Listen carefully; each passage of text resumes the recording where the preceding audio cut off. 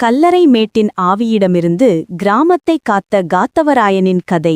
மாயாபுரம் என்கிற அமைதியான கிராமம் அதன் எல்லையில் இருந்த ஒரு உயரமான மண்மேட்டால் அச்சத்தில் இருந்தது. அது சாதாரண மண்மேடு அல்ல, அது பல நூற்றாண்டுகளுக்கு முன் இறந்த ஒரு கொடுங்கோல் மன்னனின் கல்லறை மேடு. கிராம மக்கள் அதைக் கண்டு மிகுந்த அச்சத்தில் வாழ்ந்து வந்தனர். இந்த மன்னன் இறந்தபோது கிராமத்தின் நன்மைக்காக ஒரு வினோதமான மரபு பின்பற்றப்பட்டது.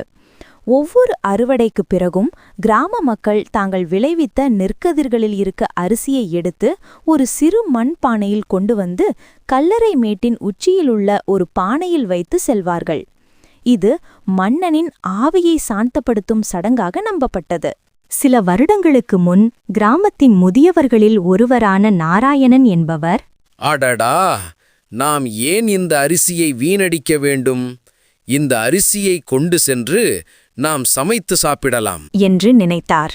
அவர் நினைத்தபடியே அரிசி பானையை தன் வீட்டிற்கு எடுத்துச் சென்று சமைத்து அவர் தன் மனைவியுடன் சேர்ந்து உண்டார். மறுநாள் இரவு கல்லறை மேட்டிலிருந்து ஒரு பயங்கரமான ஆழமான குரல் ஒலித்தது. துரோகி, என் பசியை திருடினாயா? இனி உன் பேராசையே இந்த மாயாபுரம் கிராமத்தை அழிக்கும்.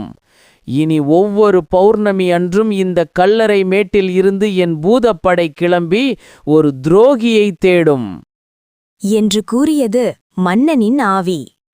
அப்போது முதல் ஒவ்வொரு பௌர்ணமி அன்றும் மேட்டின் உச்சியில் ஒரு பயங்கர நிழல் தோன்றும். அந்த நிழல் எந்த வீட்டின் மீது படுகிறதோ அந்த வீட்டில் யாரோ ஒருவர் உடல்நலக் குறைவால் பாதிக்கப்பட்டு சில நாட்களில் விசித்திரமாக காணாமல் போவார்கள். காணாமல் போனவர்கள் அனைவரும் பேராசை கொண்ட செயல்களில் ஈடுபட்டவர்கள் என்பது மாயாபுர கிராம மக்களின் நம்பிக்கை. இந்த கிராமத்தில் வாழ்ந்த இளைஞன் காத்தவராயன். அவன் தன் தாயை இழந்தபோது துக்கம் தாழாமல், கல்லறை மேட்டில் உள்ள அரிசியை திருடி சமைத்து உண்ட நாராயணன்தான் இதற்கு அடிப்படை காரணம் என்று நம்பினான். பிறகு தனது பெரிய பாட்டிதான் அந்த கொடுங்கோல் மன்னனால் நியமிக்கப்பட்ட பூசாரி பரம்பரையை சேர்ந்தவள் என்பதை அறிந்த ராயன் அவளிடம் சென்று ரகசியம் கேட்டான். பாட்டி, நான் அந்த கொடுங்கோல் மன்னனின் ஆவியை அழித்து நமது கிராமத்தை காக்க வேண்டுமென விரும்புகிறேன். இதைக் கேட்ட பாட்டி ஒரு பழைய காய்ந்து போன மரப்பெட்டியை திறந்து காட்டினாள். அதற்குள் ஒரு ஓலைச்சுவடி இருந்தது. அது வழக்கமான ஓலைச்சுவடி அல்ல. அது அந்த கல்லறை மன்னன் மிகவும் ஆசைப்பட்ட ஒரு ஞானப்பழம் பற்றிய ரகசியம். பேராண்டி, இந்த மன்னனுக்கு பேராசை அதிகம். அவன் ஞானப்பழத்தை அடைய ஆசைப்பட்டான். ஆனால் அது ஞானத்தையும் அழிவில்லா சக்தியையும் தரக்கூடியது. ஆகையால் கொடுங்கோன் மன்னன் கையில் இந்த ஞானப்பழம் கிடைத்தால் கிராம மக்களை மேலும் அவன் துன்புறுத்தக்கூடும் என்பதால் அந்த ஞானப்பழத்தை அவன் அடையாதவாறு நாங்கள் செய்தோம். இப்போது அந்த ஆவியின் பசியை தணிக்க ஒரே வழி அந்த ஞானப்பழத்தை அது இருக்கும் இடத்திலிருந்து கொண்டு வந்து மன்னனின் கல்லறையில் வைப்பதுதான் என்று கூறினார் பாட்டி.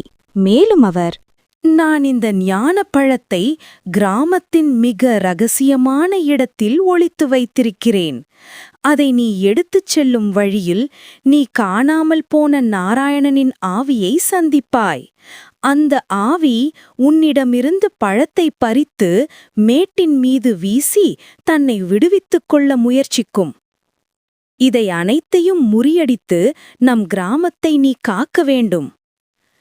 நம் குலதெய்வம் உனக்கு எப்போதும் துணையாயிருக்கும் என் செல்லமே. போ, வெற்றியோடு திரும்பி வா என்று ராயனை எச்சரித்தார் பாட்டி. அதாவது காணாமல் போனவர்களின் ஆவிகள் இந்த மன்னனின் பூதப்படைக்கு அடிமையாகியிருப்பதால் அந்த பழத்தை பறித்து மன்னனின் ஆவிடம் கொடுத்து தங்களை காப்பாத்திக்க துடிக்கும் ராயனை தடுக்கும். ஒரு பௌர்ணமி இரவில் ராயன் அந்த ஞான பழத்தை தேடி சென்றான். அது கிராமத்தின் மிக பழமையான ஆலமரத்தின் வேருக்கு அடியில் ஒரு சிறு மண் பானையில் புதைக்கப்பட்டிருந்தது. அப்பாடா, ஒரு வழியா ஞானப்பழத்தை கண்டுபிடித்து விட்டோம். இதை கொண்டு சென்று மன்னனின் ஆவியை கட்டுப்படுத்த வேண்டும் என்று எண்ணிய ராயன் ஞானப்பழத்துடன் இரவில் கல்லறை மேட்டை நோக்கிச் சென்றான். அவன் கையில் உள்ள பழத்தின் வாடை மன்னனின் ஆவியை ஈர்க்கும் என்பது அவனுக்கு தெரியும். கல்லறை மேட்டை நெருங்கும்போது கல்லறை மேட்டிலிருந்து பூதப்படையின் நிழல் எழுந்து கிராமத்தை நோக்கி ஊர்ந்தது. ராயன் மேட்டின் மீது ஏறுவதை பார்த்ததும் நிழல் திசை மாற்றி அவனை நோக்கி வந்தது. சரியாக அப்போது நாராயணனின் ஆவி ஒரு பலவீனமான வடிவத்தில் ராயனின் முன் வந்து நின்றது. நாராயணனின் ஆவி பயங்கரமாக சிரித்தது. ராயா, பேராசைப்படு. இந்த ஞானப்பழத்தை மன்னனுக்கு கொடுக்காதே. இந்த ஞானப்பழத்தை உண்டால் நீயும் மன்னனாவாய். வா, என்னிடம் கொடு என்று நாராயணனின் ஆவி ராயனிடம் கூறியது. ஆனால் இது எதையும் ராயன் பொருட்படுத்தவில்லை. நாராயணனின் ஆவி பழத்தை பறிக்க ராயனை நெருங்கியது. ராயன் மன்னனின் ஆவி தன்னை எளிதில் அடையாளம் காண வேண்டும் என்று நினைத்தான். அதனால் அவன் பழத்தை மறைக்காமல் அதை வானத்தை நோக்கி உயர்த்தி பிடித்து, மன்னா, உன் பசிக்கு இதுதான் வழி. இந்த பேராசை பிடித்த ஆவிகள் அல்ல என்று கூறினான். ஞானப்பழத்தில் வாடை மன்னனின் ஆவியை உடனடியாக ஈர்த்தது. கல்லறை மேட்டிலிருந்து எழுந்து வந்திருந்த அந்த பயங்கரமான நிழல் உடனடியாக தன் பாதையை மாற்றியது. அது நாராயணனின் ஆவியின் மீது பாய்ந்தது.